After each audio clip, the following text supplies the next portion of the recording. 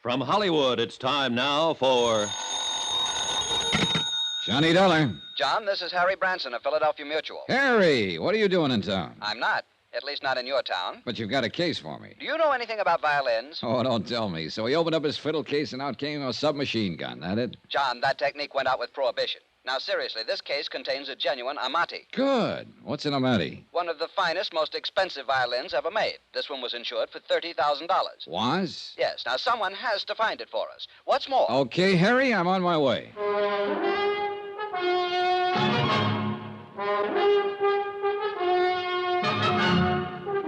Tonight and every weekday night, Bob Bailey in the transcribed adventures of the man with the action-packed expense account, America's fabulous freelance insurance investigator. Yours truly, Johnny Dollar.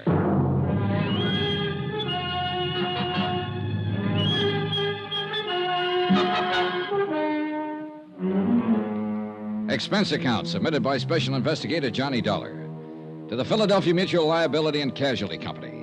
The following is an accounting of expenditures incurred during my investigation of the Ricardo Amerigo matter. Expense account item 1, 1240, train fare and incidentals to Philadelphia, Pennsylvania. I took the train because Harry Branson didn't seem to be in any particular hurry, and I kind of like a slow look at the countryside this time of year. When I got to Philadelphia, I checked in at the Bellevue Stratford, shaved and showered, then went over to Harry Branson's office in the Security First building on Walnut Street. You deceived me, John. I thought when we talked long distance that you'd be here right away.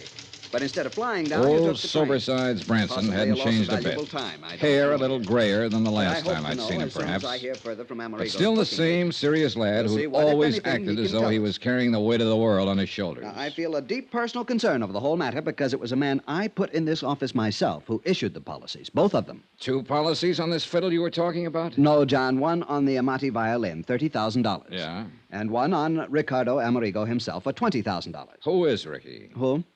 Well, isn't that what you said his name is? I'm sure I didn't mention anyone by the... Ricardo Amerigo, yes. Well, where's he playing? The Purple Cat or maybe Wee Willie's joint over on John, Fifth this man is a concert violinist, or was. He's disappeared. Now, please, no more levity. Street?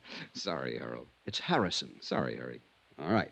I'm quite all right. Now, I realize that you have quite a sense of humor, John, but in a matter as important as this... Yeah, sure. Now, let's have the story. Very well. A few years ago, Ricardo Amerigo was one of the world's leading concert violinists, as famous in London, Paris, Rome, as in the concert halls of this country. Uh-huh. Such virtuosity, almost unbelievable. I shall never forget one evening here in our Academy of Music. He had just finished a perfectly brilliant Wieniawski. Amazing technical performance. Yeah, well, And for an encore, he played Sarasate Sapateado.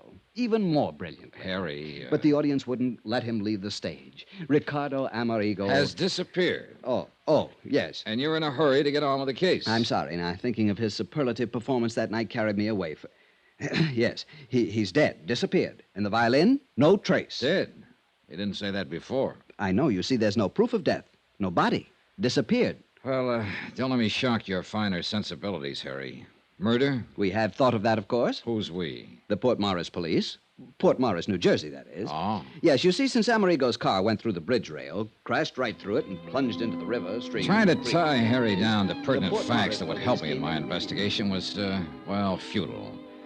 At least 3 times during the next half hour, he went off on glowing descriptions of violin recitals he had known. Heifetz, Selman, Chrysler, and so on. But he did come up with 1 or 2 things I wanted. First, Amerigo and his fiddle had been driving down from Philadelphia to some spot on the South Jersey seashore. Crossing an old wooden bridge over a little stream, an inlet from the ocean, the car had smashed through the guardrail and gone to the bottom of the inlet. The car, of course, was found. Amerigo and his violin, no. Second, and just as important, the name of the beneficiary of Amerigo's policies. Item 2 on expense account, $1 even. Taxi to the Harnell building, also on Walnut Street, in the office of Peter Corbin, Amerigo's booking agent. The building was plush, but Corbin's office was about as bare as I'd ever seen.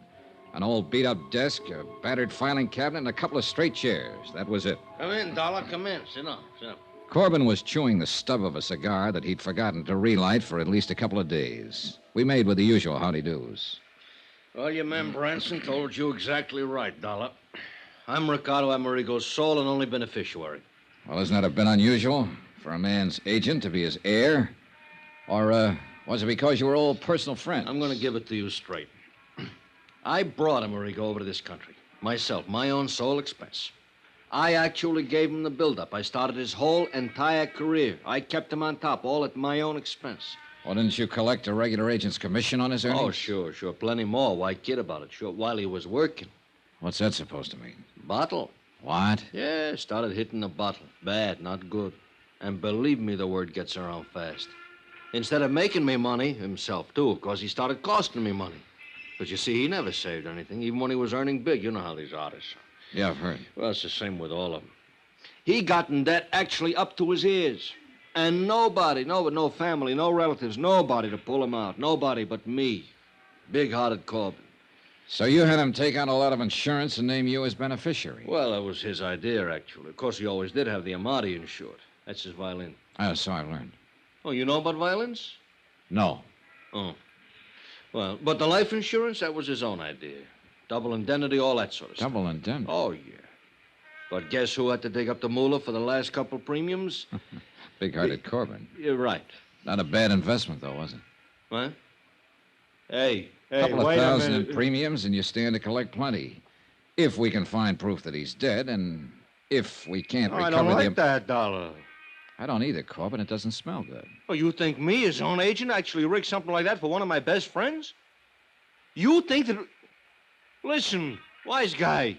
Even if I did have any of a such idea, it'd be crazy. Anything actually as obvious as that. Well, sometimes the most obvious is the best cover-up. Oh, get out of here, Dollar. Unless you want somebody to start collecting on your insurance. Even if it isn't you, huh? Get out! So help me. Yeah, pretty obvious. And every time you open your mouth... Oh, no, you don't. Why is it that people who telegraph their punches are always the first to start swinging? I don't know. Anyhow, I left Corbin to pick himself up and start thinking about some alibis he might need. And in the cab back to my hotel, I did a lot of thinking myself. Sure, the obvious off times is the best cover-up, and yet it might be too obvious. Far too obvious. Branson here? Johnny Dollar here. Oh, John, good. Listen, at least there'll be no double indemnity to pay in the Amerigo matter. For accidental death, that is. You see... Wait a minute. About an hour ago, you weren't even sure he's dead. Did somebody find the body? No, unfortunately, but I've just received a call from the Port Morris police. They completed their examination of Amerigo's car. After they pulled it out of the creek, of course. I hope so. John, they found conclusive evidence of murder. Harry, I'll call you from Port Morris. Expense account, item 2. Subway, ferry, train, and bus fares to South Vineland, New Jersey. South Vineland because Ad Bowles lived there, and I knew that if anything at all happened in the heart of sunny southern Jersey, Ad would know about it. Retired and raising some of those wonderful South Jersey sweet potatoes and peaches with plenty of hired help, he amused himself by moseying around, getting to know everybody and everything that happened in his section of the state. He had an insatiable curiosity and money enough to keep it satisfied. Hi, you conniving, chiseling son of a gun. I've been waiting for you to get here. What took you so long? Hey, what was that conniving, chiseling crack, son? We're still on expense account, aren't you? Yeah, sure. Sure, and so help me, nobody in history ever had the knack of padding out an expense account the way you can. And collect those fancy commissions on top. When I was a private investigator... Who is retired? You call this retired 270 acres of sandy soil from which to try to wrestle the poor living? Oh, no, wait a minute. That Cadillac Eldorado out front, that belongs to one of the hired hands. 983 peach trees. And isn't that a landing field I see out there through the window? A lot of sweet potato land to be cultivated? Well, yes. Say, why didn't you fly down or let me know and I'd have picked you up? Look, with all the time I have on my hands... I thought you said you were very busy. Yeah. How long are you going to stay? So I can figure out where we'll go, what we'll do. Ed, I'm on a case. Well, sure. Ricardo Amerigo and his priceless fiddle. Oh, no. It was easy. When I heard about him going over the bridge, I contacted Barney Peters of the Port Morris PD.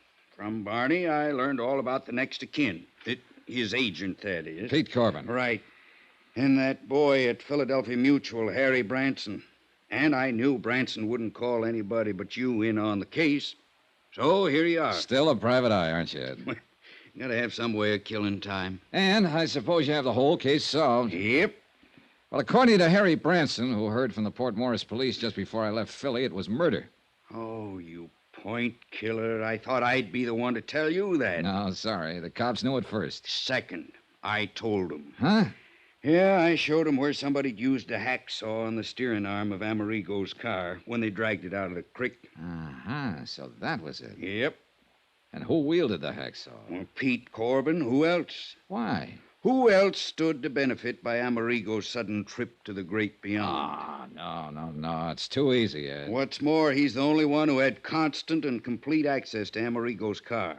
Why, he not only mothered little Ricky, clothed and fed him and kept him in booze, but he paid his rent, swept out his apartment, serviced his car. No, it's too easy.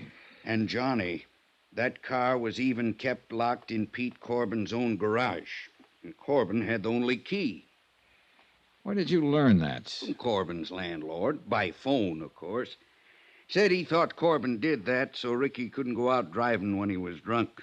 And me? I think it was the other way around. He'd only let him drive when he was drunk, huh? Instead, a good chance of smashing up what would look like accidental death. So that Corbin would collect the double indemnity. It's open and shut. Any proof, Sherlock? Just get to Corbin, throw it all at him, and break him down. Maybe he'll even find the hacksaw tucked up his sleeve. Too easy. Any bets that it isn't Corbin? Yeah, I'll bet you. You name it. My commission on the case. I'll match it. Oh, and plus your expense account. Look, Ed, I want to see that car and the bridge and the creek, anything else I can find. Sure. I'll fly you down there. Then we can go on over to Atlantic City, hit some of the night spots. Your treat. You know, so we can build up the expense account enough for me to collect plenty.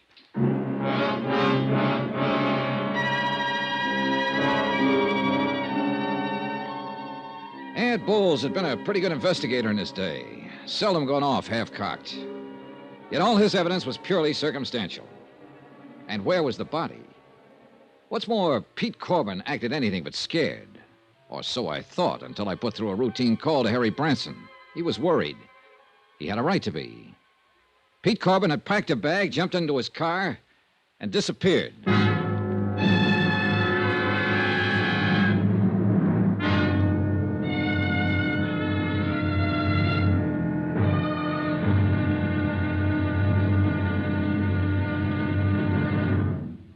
Now, here's our star to tell you about tomorrow's intriguing episode of this week's story. Tomorrow, a soggy day in a soggy South Jersey swamp.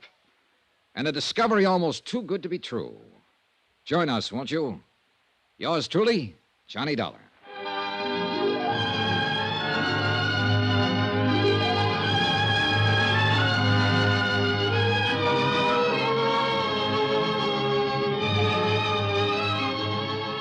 Yours truly, Johnny Dollar, starring Bob Bailey, is transcribed in Hollywood.